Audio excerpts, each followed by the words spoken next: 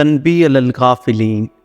آج سے کچھ سال پہلے کی بات ہے کہ ہماری جماعت کی تشکیل فلسطین میں ہوئی تھی۔ جب ہم وہاں مسجد میں فجر کی نماز کے بعد تعلیم کرتے تھے تو اسرائیلی فوجیوں کا روزانہ کا معمول تھا کہ وہ مسجد میں آتے اور سب کی گنتی کرتے اور اپنے پاس نوٹ کر لیتے تھے۔ کسی نے بتایا کہ یہ لوگ روزانہ صبح ساری مسجدوں میں اس طرح جاتے ہیں۔ روزانہ یہی ہوتا۔ ایک دن ہم فجر میں تعلیم کر رہے تھے، معمول کے مطابق فوجی آئے۔ اس وقت میں نے ہمت کر کے ان سے کہا کہ آئیے آپ بھی ہمارے ساتھ بیٹھیے، اور وہ ہنسنے لگا اور اس نے کہا تم اپنا کام کرو اور ہم کو اپنا کام کرنے دو۔ میں نے کہا ہمارا کام تو یہی ہے جو آپ کے سامنے ہے، مگر آپ روزانہ یہاں آ کر کیا کرتے ہیں؟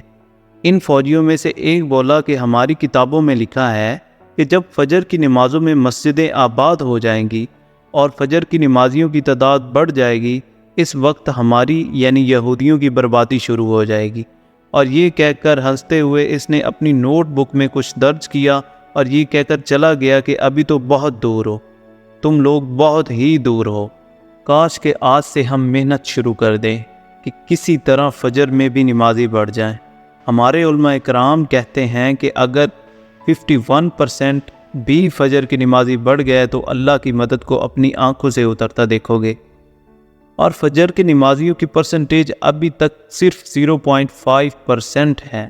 آج سے ہم اگر صرف اپنے گھر کے مردوں کو فجر میں مسجد میں بھیجنے کا ذمہ داری پوری کرنے لگیں تو کتنا فرق پڑ جائے گا۔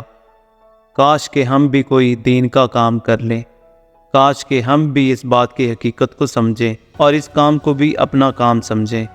تھوڑا نہیں پورا سوچئے، بلکہ اب تو سوچنے کا وقت ختم ہو چکا ہے، اب تو صرف اور صرف کرنے کا وقت ہے۔